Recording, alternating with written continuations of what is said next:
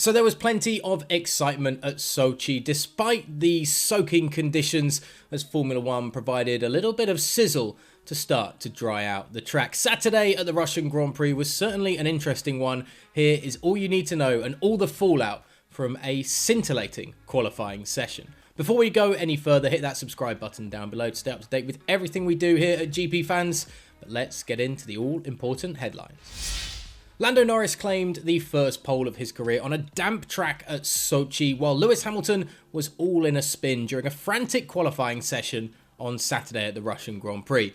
The McLaren driver timed his second qualifying run to perfection on a drying track in Q3, pipping Carlos Sainz and George Russell to the top spot on the grid for Sunday.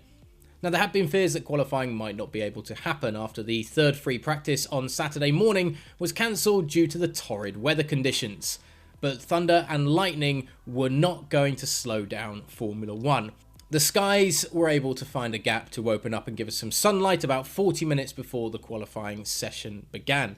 In Q1 and Q2, intermediates were required, but in Q3, the slicks were the order of the day, despite the odd damp patch on track.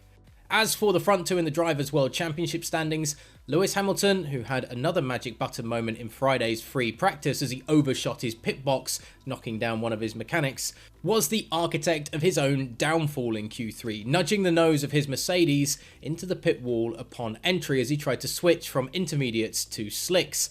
The delay meant both he and teammate Valtteri Bottas were only able to get one lap in on the slick tyres before the session's end, with the Brit going fourth before spinning on his final run, while Bottas had to settle for 7th, with Danny Ricciardo and Fernando Alonso ahead of him, although Mercedes team principal Toto Wolff was quick to refute the idea that the pit lane problems of the 7-time world champion were to blame for the duo's final qualifying positions. There are these situations which are really unfortunate, Wolff told Sky Sports F1. It's not even that we made a mistake or the drivers contributed to it.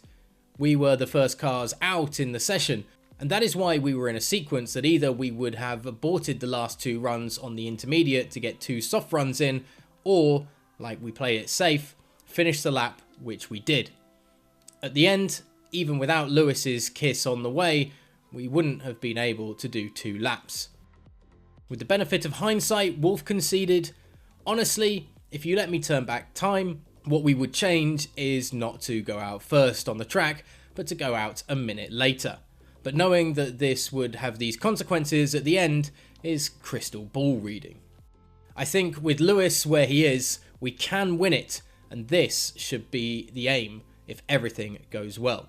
Max Verstappen was already starting from the back of the grid on Sunday before qualifying began, so after his grid penalties for the Monza incident and for the change to his power unit as well, the Dutchman opted to do just an outlap and an inlap in his Red Bull before pulling into the garage and leaving the car in Q1, and that is all we saw of Max on Saturday. So the grid is set for Sunday at the Russian Grand Prix, but the big question is, can Lewis Hamilton come from 4th on the grid and get the victory once more in Sochi, or will the newcomers of Lando Norris on pole and George Russell up into 3rd and Carlos Sainz in the mix as well cause problems going down into turns 2 and 3? Let us know in the comments section below as always, and hit that subscribe button to stay up to date with everything we do here at GPFans.